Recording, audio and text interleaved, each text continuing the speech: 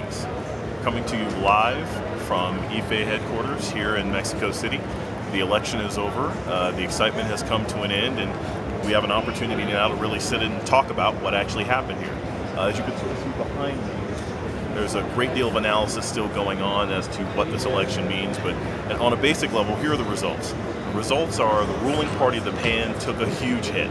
They lost by about 9% of the vote, 35 to 26%. Now, what does that mean in Mexico? What does that mean for the United States? Well, in Mexico, it means that the drug war, you can see right here, this is the cover of El Universal, one of the most important newspapers here in Mexico.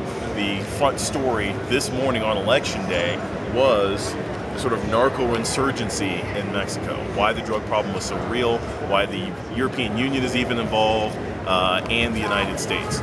The drug war is the baby of Felipe Calderón. He came into office saying he was going to improve the economy, he was going to stop the cartels. Mexico has suffered tremendously.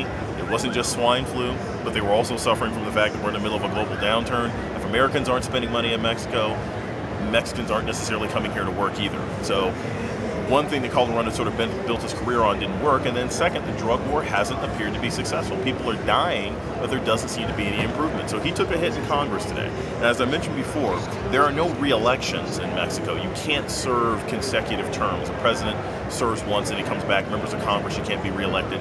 But the key position that we're really looking at today was the Congress. It has 500 deputies, as I mentioned. You've got 300 of them that are sort of first past the post elections. You've got 200 through proportional representation, and it was just a huge hit overall for the PAN. Now, what does this mean for the United States? Right now we hear Barack Obama is flying off, I believe, to Germany and Italy and Ghana and Russia, or several different countries. He's not going to comment on this, at least not immediately. What's going to mean to American citizens right now is you now have a weakened president and one of the most important trade partners in the United States. We need Canada, and we definitely need Mexico. If their economy continues to fail and fall the way it has been, that means more illegal immigration in the United States.